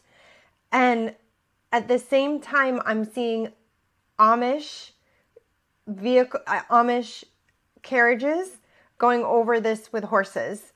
I don't know. There is a connection to Connecticut. I don't know what it is, but I'm also placing this in an area where there would be farming and the Amish. So it might be very close to Pennsylvania as well. I don't know why those two are not making sense. Maybe in the history that does make sense. To Amish milk, they're saying like milk, Amish milk. So I don't know if there's a milk stand nearby or you can get raw milk. They're even saying that. So Amish milk and carts going up and down this. Well, that's interesting because we have a big farming community around here, and Mhm. because we're rural, we're a village. We're a village. I mean, I wish I knew more about Newton Falls. I mean, I've known Newton Falls my whole life, but I've never had the history of Newton Falls because I grew up in Warren. But what I do know about Newton Falls, I'll have to go back and research this. But I think I you're do. right on Connecticut. I think that the guy that Newton that came in to where it's named after Newton Falls is from Connecticut. I think so. Wow. I don't know. I don't know why Assume. that's coming to me, but That I would don't be know why really I cool. shouldn't be surprised. I That shouldn't is be cool. surprised, Kim. being from Pennsylvania, we're only like maybe 30 miles, 40 miles away from PA. Okay. So Right. we're the county next to Pennsylvania. So Oh, gotcha. So How do cool. you pronounce the name of the river that it crosses? Mahoning. Mahoning? Mahoning. Mahoning. That's the Mahoning. same river The that's Mahoning behind the log River. cabin in Warren. Oh. So when Okay. you read about the river Yeah. that we went down and seen Is the this the river, river you're talking about? yes, There's a lot of bridges a lot in of your covered area. bridges, a lot of bridges A in the area. lot Correct. of bridges. Actually, Yeah. there's like three in Newton Falls alone. So Right, exactly. I That's studied awesome. the history of Newton Falls, and my gosh, it's bridge after bridge, and bridge gets replaced with and concrete the because of railroad that goes over the our roads steel. is overhead. So you're going under that bridge for the railroad. Right. So and there's probably 3 or 4 of those. So yeah, there's a Right, lot of bridges. exactly. Yeah. That's so Yeah. cool. So cool. Yeah, a lot of Okay. bridges that got progressively more bigger, or they started as just a log bridge and then became a covered bridge, then became a concrete bridge, that kind of thing. Mm-hmm. There were, you had ice and floods and tornadoes there and everything. I didn't know that. A huge tornado in 1985 was Yep. massive. Oh my God. Yes, And yes. it was an F5. So that's the biggest you can Wow. Yeah. have. And I think there's a top wind speed around 300 miles an hour. So when that sucker came through this area, and it started in Ravenna, which is Right. our big camp up the road. It started there, and it moved through Newton Falls, through Lordstown, through Warren, Niles. Not Warren. It hit Lordstown, then Niles, and back at that in '85, my wife was working at the mall in Niles. So Oh my my neighbor came out and he goodness. knocked on the door and says, "Doesn't your wife work at Sears at the mall?" And I said, "Yeah." I just heard that the tornado leveled the mall. And I had my little kids with me. Oh It's my just gosh. a lump in my throat. Like, I probably was stupid, and probably wouldn't win Father of the Year. But I put my kids in the car, and we headed to Niles to Well, make sure she was well, okay. Well, the yeah. tornado went through like maybe half a mile up the road and bypassed them all, but they didn't have any power. It was Jeez. devastating. We had like maybe 10 deaths in that area alone. Uh, it was massive, and it's just amazing that tornado did not take out the covered bridge. But You it know, did need to be repaired, I it found had to be out. It said repaired. It took off the the roof, sidewalk, the the sidewalk, roof of the main the roof. roof. But yeah, Hmm. and they covered it with metal. But They covered with yeah. metal, and there was bowling balls all around the town because we had a bowling alley. So can you imagine a bowling ball as a projectile at a 300-mile-an-hour winds? So, It's like a cannonball. No. all right. Hmm. Oh my So yeah, god. that was a massive. Terrifying. We lost half the Sorry I Wow. town. brought it up. Newton Falls is That's awful. very fortunate. Well, They it's were part of the fortunate. history. It's a very significant Yeah. part of the town history. Wow. I mean, Oh not my just Wow. And our Just zip Jennie code is 44444. No. stop So it. it's called the town was Zip. Oh no, So it isn't. when I went to do my Those are change angel my numbers. Mhm. Spectrum from Warren to Yep. Newton Falls, and I was like, I told the guy, he's like, "What's your zip?" I was telling him. He put me on hold so he could check to see if there's any other places in the United States with the same Oh, numbers and or straight numbers. There's none. So really? Wow. yeah, so I thought that was pretty cool. Somebody who did It that is cool. gave you that number stutters. Four, four, four, four. Oh, and don't be Yeah, mean. it could I'm be. not being mean. I'm just, I'm not trying to insult anybody. Though, if anybody gets offended in the audience, I'm sorry. That's But now getting to the story on that covered bridge, though, the one I was Right. told the most of was, as a matter of fact, I had a podcast an episode released today, and it's on the covered bridge. Yes. So what do you call it? Crybaby Bridge. Crybaby Bridge, because now my friend just told me this the other day. something Uh, talking. Coming up. Yeah. yes, so you could hear the baby, after midnight Wow. or after usually after dark. So I went there just past Sunday, and on the recording on today's episode, you can actually hear the thunder and the rain. The hail was hitting that metal roof above me. It was Right. spinning almost sideways. I was getting pelted, so I got to get, and I had my wireless mic tied to a string going down Oh, you about did. 20, 30 feet, so I could have it above the water and see if I Right. could hear anything down below. And it was so loud with the birds and the rain that I couldn't really hear anything. Yeah. But I've been there before, like 2 or 3 times before during the evening, closer to sunset, and I didn't hear anything then either. Now I've had No. 2 friends of mine tell me, both of them told me, one heard the baby, and the other heard the lady, because he was kayaking the river, and he heard that lady screaming out, "Save my Oh. baby!" So, Wow. so I take both their words, because Of course. Yeah. That's terrifying. That's Right. awful. hmm Now, is that a common Amish story? I don't know where I'm getting this from, but I feel Yeah, like that's a there's common Amish haunting. and that's Crybaby? Yeah. there's crybaby bridges everywhere. I've heard this before. There's crybaby bridges. Almost every town has a crybaby bridge. I've been Okay. finding more and more people. You guys got one in Jersey. Do we? You know that? Yeah, on Clinton No. Road. It's the bridge Oh, there. They hit the baby. yeah, that's right. Yes, we Mhm. do. All right, I forgot. Supposedly, I this young forgot. lady, she threw the baby into the river because she was an Right. unwed mother, and then she had Right. second thoughts after she threw the baby in the river, and then she dove into the river, and she dove into the river, and then she dried. That Mahoning River is not very deep, but it's got a very swift undercurrent. Yeah. So Right. But Yeah. a baby doesn't have a chance. So no, and No. and they say the best spot to hear that baby crying would be where I stood Sunday, was in the middle of that walkway, crosswalk. And it's that's where I was standing. I didn't hear it. I haven't heard it yet. So we're going to be Good for you talking about a getting out road there trip, with the girls. microphone. Ladies, we're going to be doing a road trip. Yeah. We got to go visit No Al. kidding. goes to some Yeah. investigations over there. Seriously. Now the one that happened, Seriously. the other bridge I sent you was in the Hermit. That's one I did my documentary on.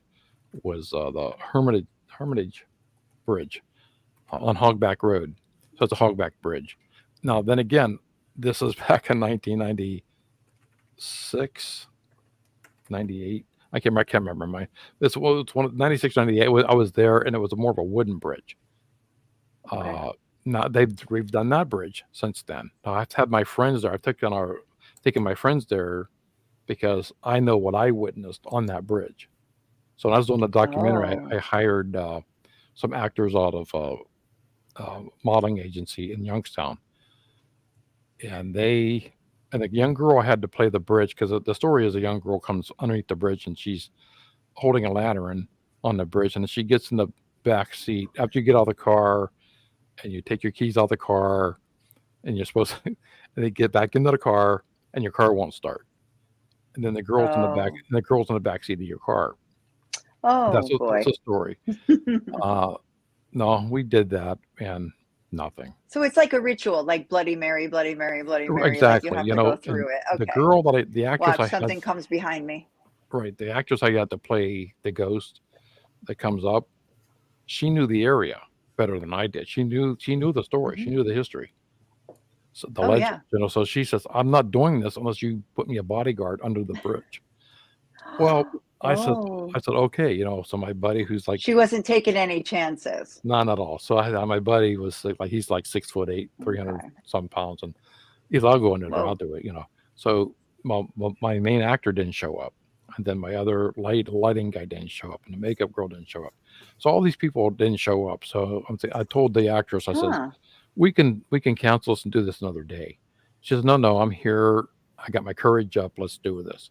I said, okay. So I told my friend Art, who was the bodyguard, I says, can you play the part of Pepper Jones? Because he doesn't have a talking role. All he does is get out of the car and, I can do that. So, but the problem is, now when I went up the road with my other guy and the driver and Art, I had to take him with me.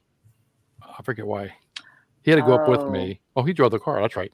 The other guy didn't show up. So it's just me and Art and a girl. I had seven guys supposed to be there. And there's 3. So I left her there by herself. So she's only there for maybe a minute because we just went up the hill and turn around and come back down. I'm filming coming down. So she's just standing there like in the middle of the bridge, on the bridge. And she was petrified, So I got there. She lost it. We got her in the car and took her out of there. And she said she was petrified and she wouldn't say what happened. She couldn't tell me what happened. Oh, so, no. So I said, she saw something. She did. So I told Art and I told, just take her up the hill, calm her down. I'm going to get some more footage under the bridge. So I'm a true investigator. Right. I'm going in. I'm down under the bridge myself, and I'm thinking there's nothing down here. I've been there before. Right. It's like I don't know if I believe the story, and all of a sudden I hear like a growling, but I don't see anything. So then I get back up on the bridge, and and somehow somebody takes their fist and just pushes you in the back. Mm-hmm. That's what it felt like. It wasn't a muscle spasm. It was like somebody hit me in the back. Wow, and there was nobody there. And then I'm like, oh no, here we go over this. I'm 12 years old again with this. Here we go again. Right. Touched, with you, that's what. Right. Then your ear is flicked. So I basically like, why aren't they coming back and picking me up? He was under the impression I'm going to walk up this hill and meet him at the top of the hill. So now you're stuck down there. I'm stuck down there right by myself. And that was at that moment, where I see my body's the biggest tool. Yes, that's how I felt. Like my equipment wasn't picking anything up, but it was me, myself. That girl that played the actress, she was telling me it was so bad. She about peed herself because she was petrified. I felt bad for her. And I'm really lucky I haven't been sued. For all these putting these people in certain positions that they shouldn't have been in. by herself. Now, what happened if she Mm. fell off that bridge or Wow. something that would happen to her? It Mm. was been on me, Yeah. you know. So Yeah. yeah, I was getting those stories. You know, it's an end to me where uh, are they true or not? You know. So when I was Right. walking back up the hill to meet the two of them. Here comes the Hermitage sheriff. Mhm. Oh I my don't gosh. have a permit. His I whole don't have a life is an permit. adventure. Right. I It don't have a never permit for ends. this for my video and nothing. Just I mean, subtly breaking rules all the time. so what do you do? He says, what are you doing down here? Because he Innocently. hold my camera and What are you doing down here? right. I'm trying to get How a do I ghost. explain this? I'm Mhm. trying to videotape a ghost underneath the bridge. You know. Oh, So yeah. Yeah. I've You done are that a ghost. many times. That's what the hell. I'm a I ghost. just told him. Here this cop is. He's gets out of his car now. He's telling me his whole story. Mhm. Because he knew the Oh, legend. he's got a story too. But his legend's a little different than what I heard. You know, his Mhm. was that Okay. was during the slave years, and they were lynching. The KKK was lynching a black family in that area under the bridge. Mhm. They killed everybody but the little girl. Well, the little girl was coming back, you know, and then they found her and they hung her last. Now that's Oh, his story. That she's the one that came. She's the one that's coming up on the bridge. right. I so you know you get all these different stories. Sure. So my thinking was it's just not the stories. Legend. It's what I was Right. It felt. is legend. Hmm. Right. Mm-hmm. Yeah, everything's Right. At that changed from point. here. We still got another couple more of those readings by Kim, so I'd like Yeah. to get to Yeah. that. And she said, I saw Second. your face light up when he said a few things. So I can't wait to see. Yeah, so Yeah, this is I'm guessing this is the second one. I hope I have them in order. That's fine. There's no order after that. It's okay. Yeah. Yeah. Okay, here we go. Very good. So the other thing I want to talk about is seeing two spirits here. I'm seeing the spirit of a father and a daughter. They're taking me to the 1940s and 1950s. I do feel like this was a crash. I do feel like they lost their lives, if not there in the hospital later. I feel like this was a head-on crash. And so what they're making me feel like is that this girl would very much so be seen, as well as this man who would also just be kind of present as well. And these are like full apparitions.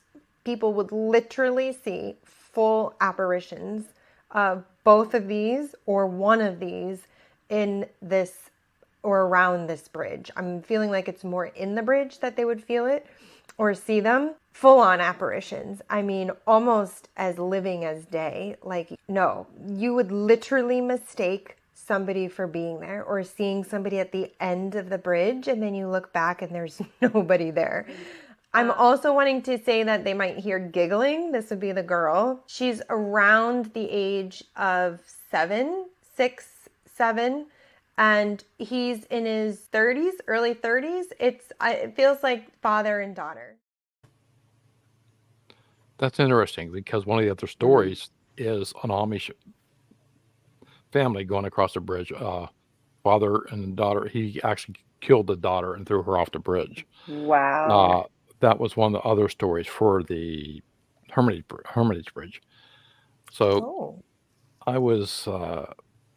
There's so many there. I mean, and Right. when I put out in the news, because we didn't have, like I said before, we didn't have Google or so how do you look for your story? So I put out ads in like Pittsburgh newspaper, Cleveland, major newspapers. I'm looking for true stories in the Northeastern Ohio, Western Pennsylvania.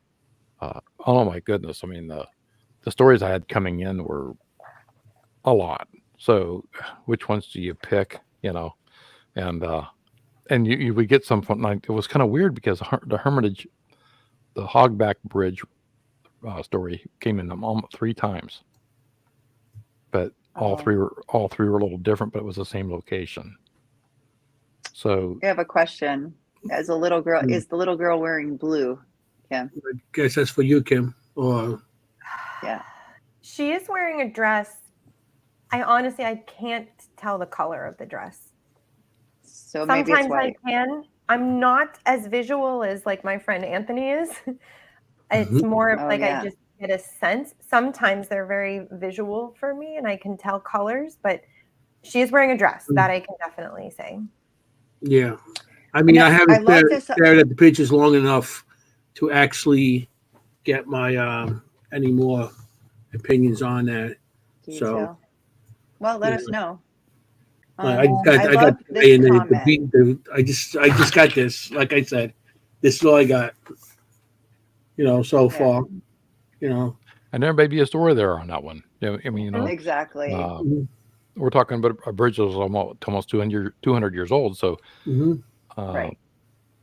there's Yeah. a lot of stuff that I know of that happened in my times. So Mhm. I mean, with a car just spun out there on that bridge a couple of years ago and took out one of the truss Oh, supports. So it was nobody could walk across a bridge or drive across a bridge for a couple of years. hmm.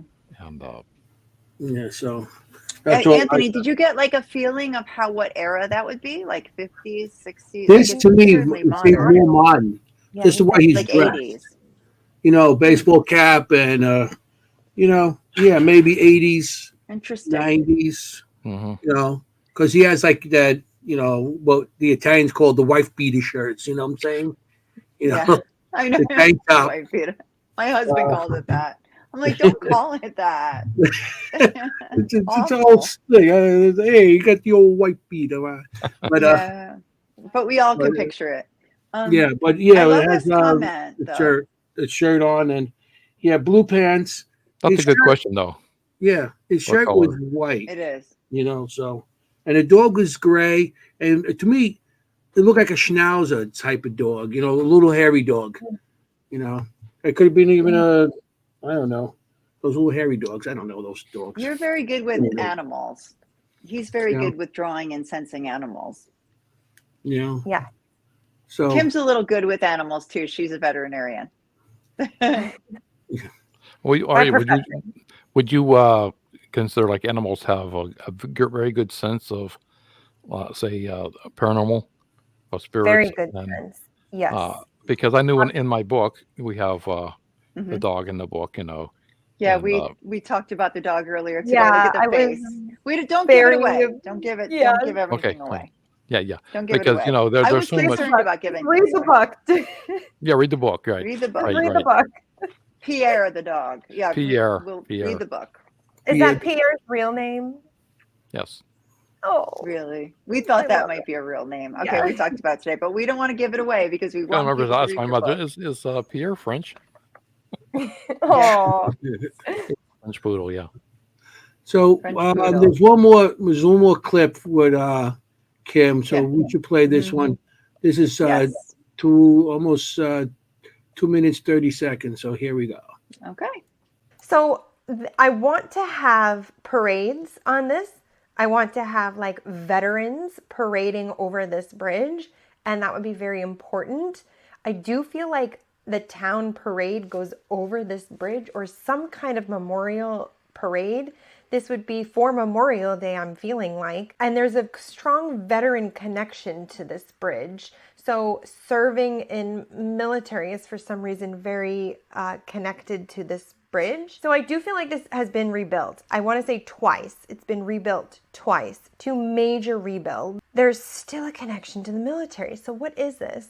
This military connection. So I'm seeing like a small militia. They're showing me a small militia walking over the bridge. They're saying short-sighted, but they would have crossed. I'm not feeling like this bridge was around in the Revolutionary War, but there's like Revolutionary War ties to this bridge, and I don't really understand that.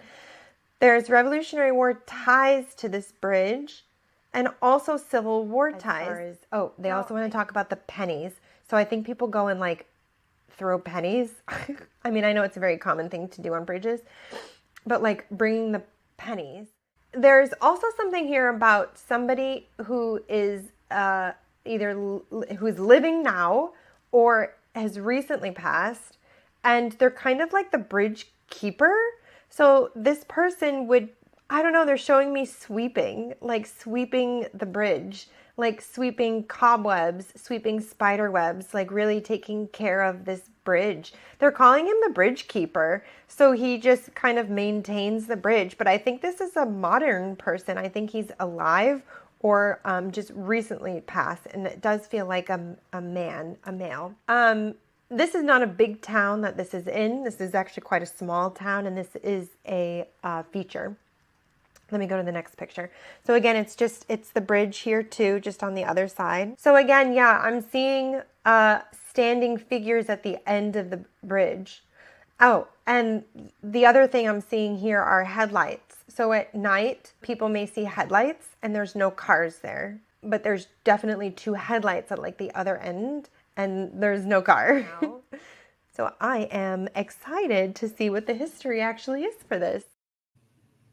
You're right on quite a few of those. Many that I looked up in the Right. history. I mean, there are parades that go across the bridge. We have a parade for everything because we're a little village. So if they constructed a new road sign, there's a parade. You know, and I like that. as I far like as that. the It's my military, you're style. right on the military because the base that's only 3 to 5 miles from my house is a Camp Garfield. It's called now. It was Camp Ravenna back then, and the military came in and through our town. There's 3 covered bridges, so they would come through our town, and you'd have to use the bridge. Even to this day, they come to our Dairy Queen, and they have to cross. You know, one of the bridges they got to cross. You know, so that's a very big on the military. Very big on the headlights. I've heard that on the headlights being on the other end when there's nobody there. There is a maintenance that take care of the bridge maintenance, sweeping. They just sided the bridge, new roof. They have been used to rebuilt. Yeah, probably. If you talk about the bonus trusses, because when they do the truss, they got picked that bridge up. So that's why it took so long, because the Army Corps engineers have to do that. And so the bridge isn't taken care of by Newton Falls; it's taken care of by Trumbull County. So it's and that's why it took so long to fix the bridge, because it's Army Corps that has to come in and do that. There's a lot of history to that bridge. Cars or trucks that think they can do. You've seen the pictures. It gives you the clearance of the bridge. Height. Right. And these trucks will try to make it through there, and they're a foot higher than what the opening is. I mean, so we have that. Hopefully that hasn't happened that often recently, but they they get stuck underneath. Like I said, the railroad crossings that go under the bridge, they get stuck there. So they have to either let the air all the tires for these trucks to get them back out under. So we are a little village. We're we probably, if you watch a Hallmark movies, we could be like a little Hallmark town. I mean, charming, very charming. I mean, town. It's a charming town because I'll just give you a short story. I had to get a car battery last year, and I'm like, I go to it. Everybody, there's McDonald's here, and there's a Domino's and Pizza Hut, but mainly it's all family owned stores. So I go in and get a battery, and it says online. I checked online. Hey, they're open till 5 o'clock. Well, it's like 3:15. I know they're still open. I go there, and the guy's locking his door, and I'm like, "Aren't you open till 5?" He says, "Yeah." Well, you're leaving early. He says, "Yeah." Well, online says you're open till 5. He goes, "Yeah." I says, I'm going, "Well, what's going on?" He goes, "Does the internet tell you that my wife makes the best chili in the state of Ohio?" Oh no! So he was going home to get some chili, and you'll find that most of these stores in this town, they'll say they're open till 9 to 5, but the day they decide to close the day, they're not there, and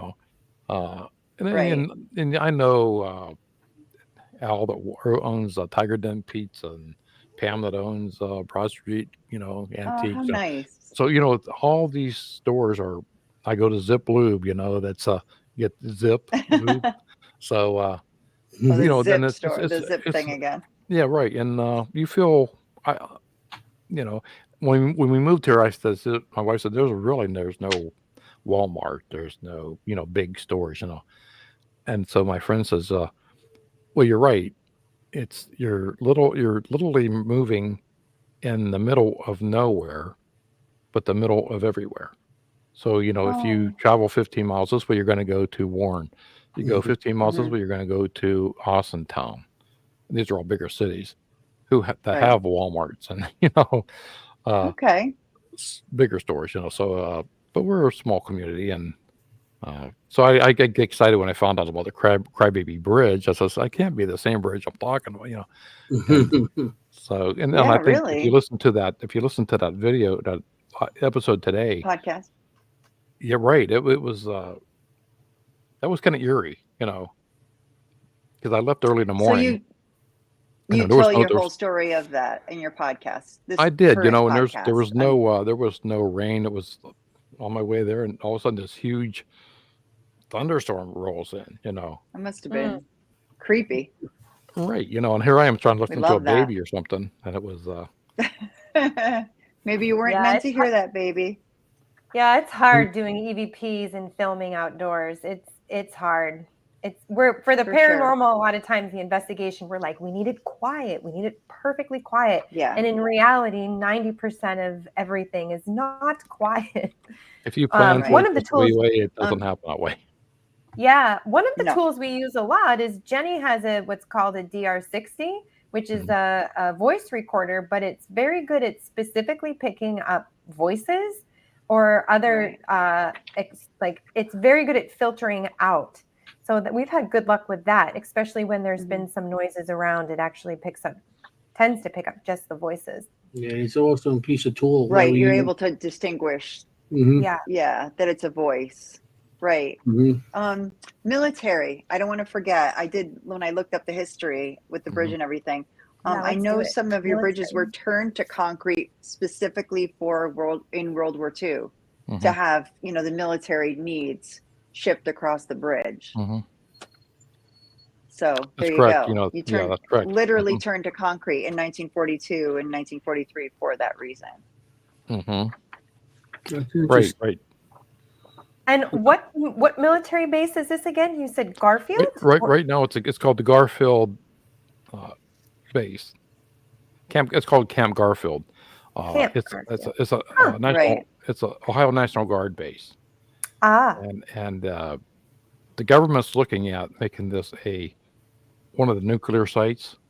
So we have silos out west, but they want to put more, which makes sense to me, more on the East Coast.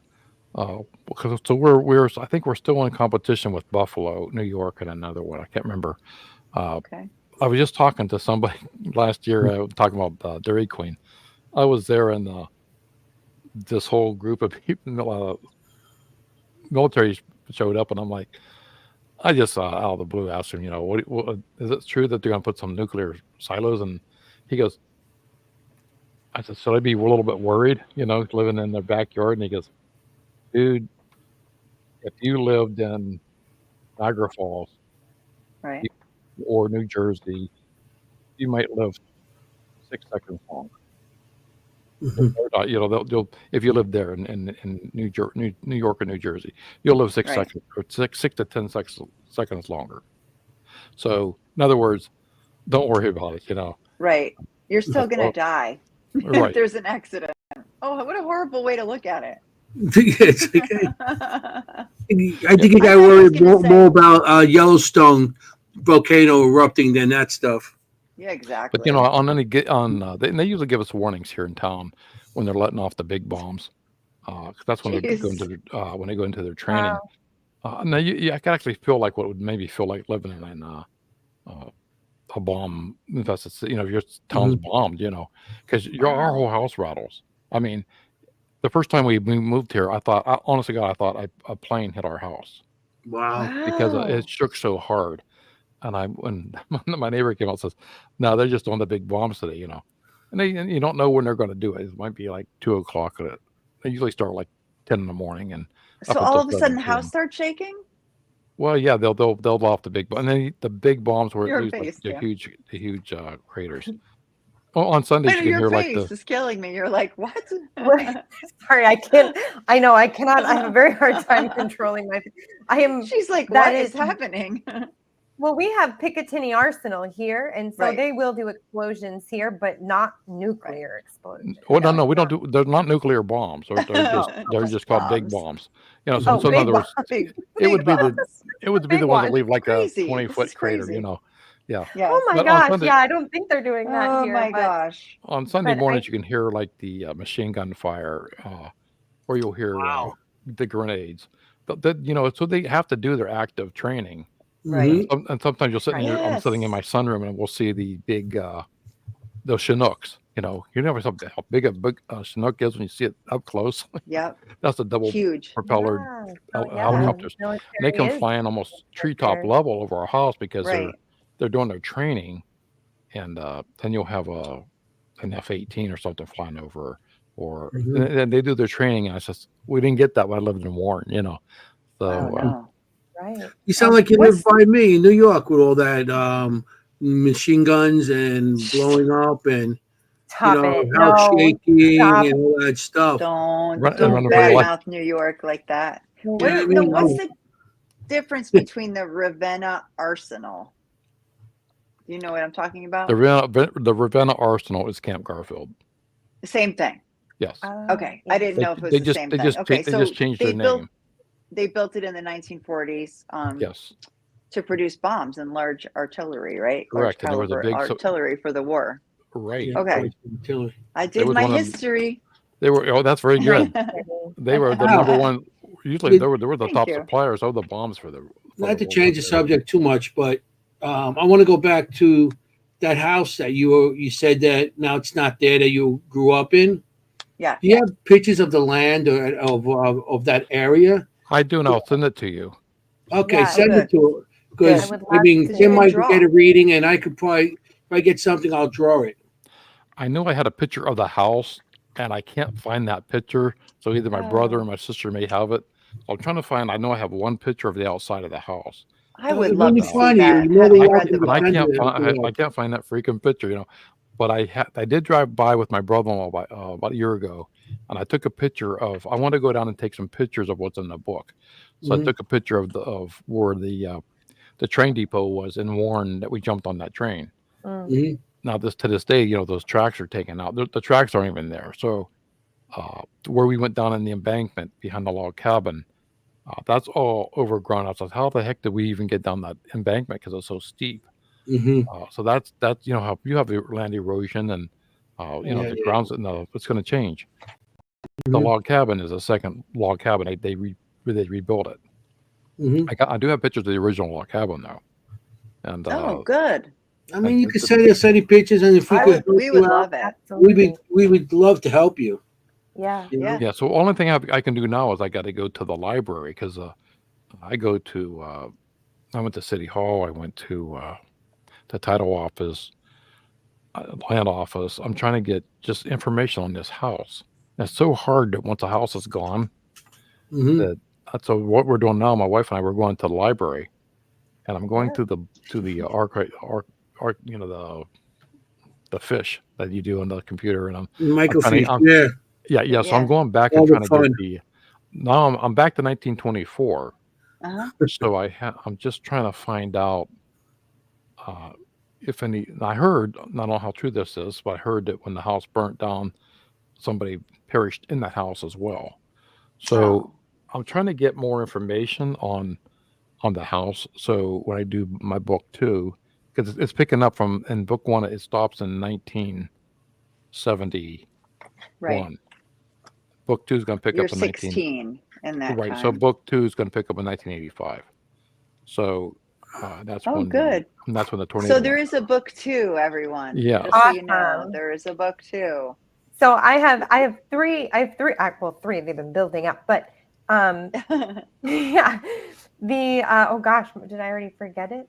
So one thing I wanted to say. So locations, in my experience, if like something happened there, they tend to attract similar things. So if something had happened in that house 100 years ago or however old it is, it may be more likely to have some kind of event beyond that, and it'll kind of almost snowball sometimes, like the energy of a place. The other thing I wanted to say too was, why now? Why write this book now, Al? It Well, was published in 2024. That's a good question. I had a question asked me last week. Why did you wait so long?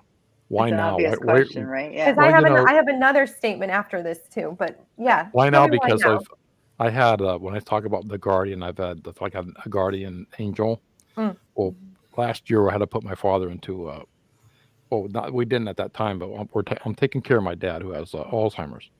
Okay. My sister and I. So I'm basically living there 3 to 4 days of the week. And my mother died of a rare disease. My bio dad died of Alzheimer's. My wife's father died of Alzheimer's, So all this is going on. And I'm thinking I got one parent left, and he just can't go die normally. And it just die in your sleep. It has to be like a big production thing. Again, I'm thinking, and I'm really pissed off at God. So I'm driving home and I'm cursing God. I am really blessing. And I'm not that type of person. I'm not a person to like just lose it, and like a mental breakdown. I'm not that person. But I felt like I was that day. I was driving. I'm stopped at this intersection. I'm out in a freaking cornfield on my way home, and I just holding on to the steering wheel, just cursing God, like, damn, And I went. I looked both ways. And I go. There's no car coming. None. I go to take off, and all of a sudden there's a car coming at 70-some miles an hour. I didn't see, and it's probably 15, 20 feet away from me, heading straight towards me. Now, I'm thinking to myself, how your life goes in front of you, and my wife, my kids, my grandkids, and I'm thinking, it's done. I'm done. I'm just praying that they'll be okay. And that's what I'm thinking. Next thing you know, I'm holding on to the wheel, and I'm on the side of the road, and he didn't hit me. It's like he veered across the road, hit the stop sign, went down to like a 15-foot ditch. And the reason why I say 75, that's what his speedometer was stuck at when he was in a ditch. Oh my God. And he should have hit me. I mean, honestly, he should have hit me. And I shouldn't be here. And I'm like, that's my guardian angel. I kept thinking I was saved. Here I was blasting God. Now I'm praying to God, like, God, help me through here. God. Dear God. He was Jesus. Like, I'll show you.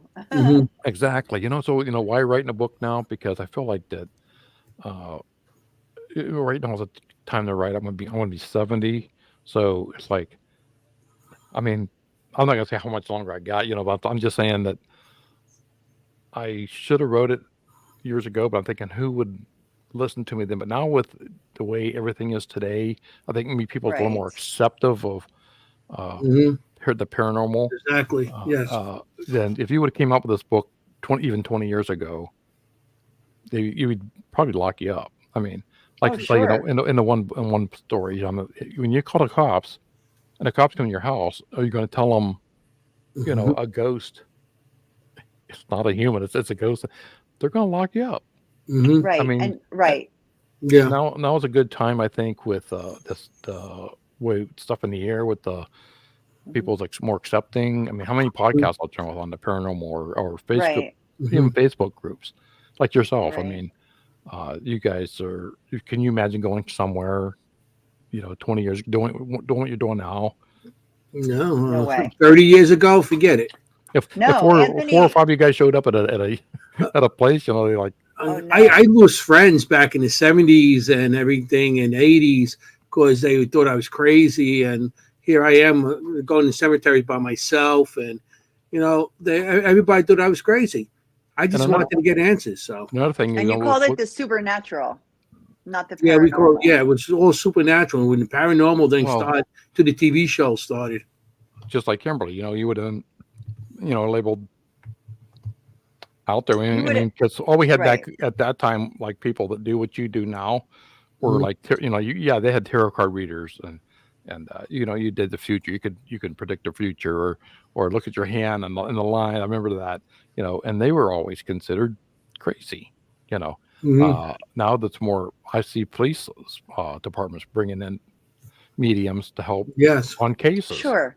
Right. So I mean, times have changed, and And again, with I hope, pray to God I don't get the Alzheimer's or dementia, but Yeah. I want to remember now what I can remember Mhm. of the time and try to get as close as I can to the story. Yeah. Yeah. You know, But that's a lesson for all We of got us, 5 really. minutes. Yeah, Kim, you want to ask your next question, and then Yes. Yeah. And I We want to gotta read a say quote goodnight. from your book Good. before we go. So I was just going to say, I love that you wrote this now. And when the time is right, and it'll just flow out and it'll be easy and Mhm. effortless. And you are an excellent storyteller. The story just flows from adventure to adventure. And also, I've found that locations will find us almost. So Mhm. there does feel like, I love that you're doing a second book. I'm excited for that. I know, me too. Because there's still some stories of this house that want to be told, of Yes. this land, yeah. and And it wants to come out, and it is, and I think a lot of people are being more receptive to that and finding their muse, and they've definitely found their muse. So thank you for bringing Thank you. that out. Yeah. And you can find this book on Amazon, correct? Just before we'll do, like, I know we have like 4 yeah, minutes, you so Yeah. I'm can going to make sure people know. you can do Amazon, Barnes and Noble, Okay. Walmart, There you go. Apple, almost anywhere. Kindle. Kindle. Yeah, Spencer's Ghost. I'm so blessed with the people that are buying this book and supporting me. I'm getting messages every day It's on, and that fantastic. touches me, because And you have it on the audio also. and I have it in process, so Oh, Oh, okay. good. it's Good. not there yet. Okay. I Okay. want to see how the Let us book was know. doing, and No, let us know. Anthony's a Mhm. listener. Definitely. I'm a listener. Hey, I can't read. You know what I'm saying? That's why I do this. I Yeah. became an electrician. Hey, because I can read, I can tell colors. I could tell different color wires. Well, Oh, don't worry. He's really good at what he does. so, Um, so I'm gonna have to say thank you, Al, yes. coming on. This was awesome. We had a great time. You guys want to say anything? Do you Yes, have a I do. I want website, Al? Is there a website that people can find you at? Oh, you yes. can go authoralcooley.com. Okay. authoralcooley.com, and you can ALCOOLEY. ALCOOLEY. Yeah, LEY. and I got it. you can my podcast is on there. You can get every episode of my podcast on there. The Mhm. link to my book. You can message me if you want to be on the show or talk to me, ask me questions, whatever. We always love to be on the Fabulous show. So if you ever podcast. want any, you have any openings, Oh yeah, I'll definitely have three of you back on my show. that'd be awesome. He Great. has a fabulous podcast, Ghosts in the Valley, award-winning podcast. That's And nothing. I have to read Go this. ahead. I have to read this, Al. This is my favorite thing. Dang, I am the best agitator in the world.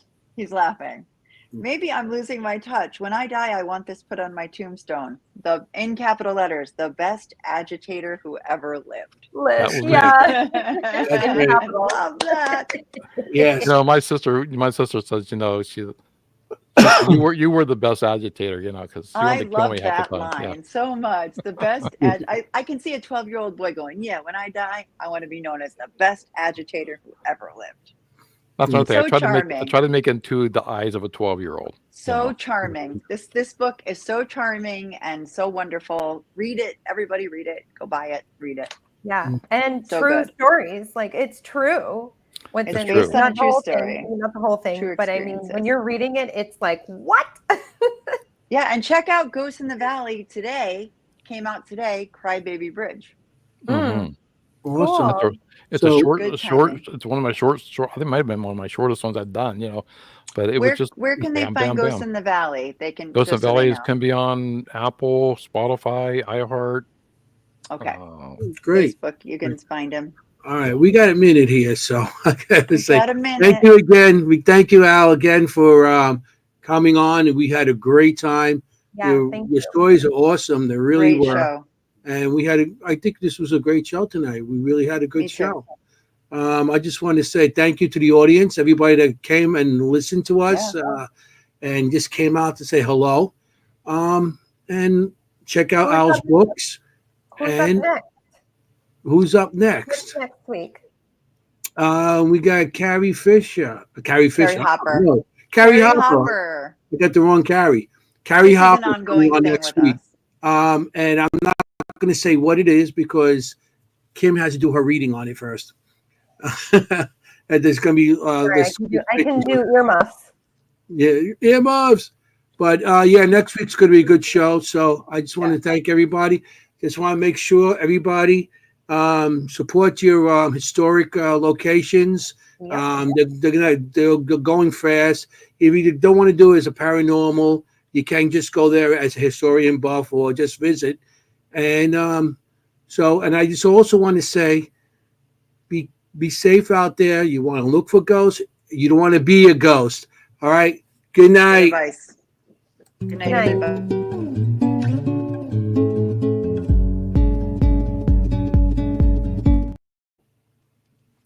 Whoops. Yeah. Good night. No.